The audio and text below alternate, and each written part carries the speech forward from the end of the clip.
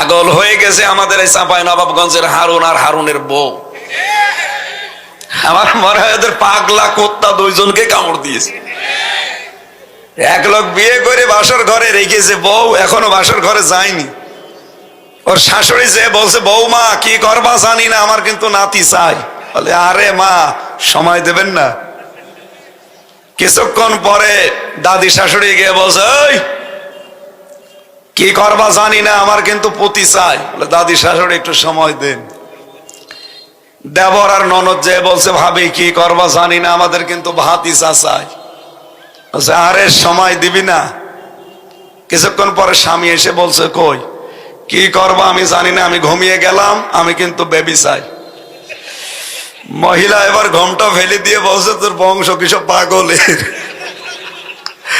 একজন এসে চাই নাতি, একজন পুতি, একজন ভাতিজা, আর তুমি চাও বেবি আর ঘুমিয়ে পড়ো। আমি কি সব ডাউনলোড করে নিয়ে আসবো? আমার সময় দেওয়া লাগবে 10 মাস 10 দিন, এরপরে বাসর হওয়া লাগবে, তারপরে কারো ভাতিজা, কারো মেয়ে, কারো ছেলে, কারো নাতি, কারো পুতি, কারো বেবি সব হবে। কথা বলেন ঠিক কিনা? দায়িত্ব দিয়েছেন মাত্র আজ 6 মাস, তারপরেও 120টার উপরে আপনি আন্দোলন করে ফেললেন। 15 বছরে তো 20টাও করতে পারেননি। তারে কাজ করার মতো সময় দেবেন না? এখনো বাসরই হয়নি, 10 মাস 10 দিন যায়নি, ছেলে দেন, বেবি দেন, তো ওকে ডাউনলোড করে নিয়ে আসবে।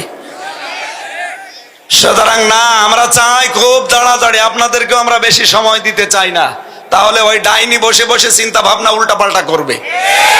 নির্বাচিত সরকারের হাতে যতদিন দেশটা না যাবে, ওর ষড়যন্ত্র থামবে না। কথা বলেন না কেন?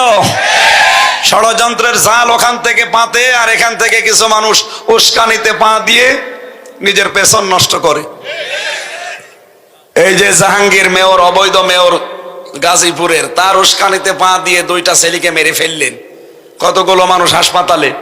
এখন এই যে সারা দেশে এই জের চলছে, কে নেবে এই জের? যৌথ বাহিনী। এটা দেখলে মমিন যারা, ইমান যাদের আছে, এই মানুষগুলো খুশি। কিন্তু যারা খুনি, যারা বিশৃঙ্খলাকারী, যারা মাদকের সাথে কারবারি, তাদের কিন্তু টেনশনের শেষ নেই।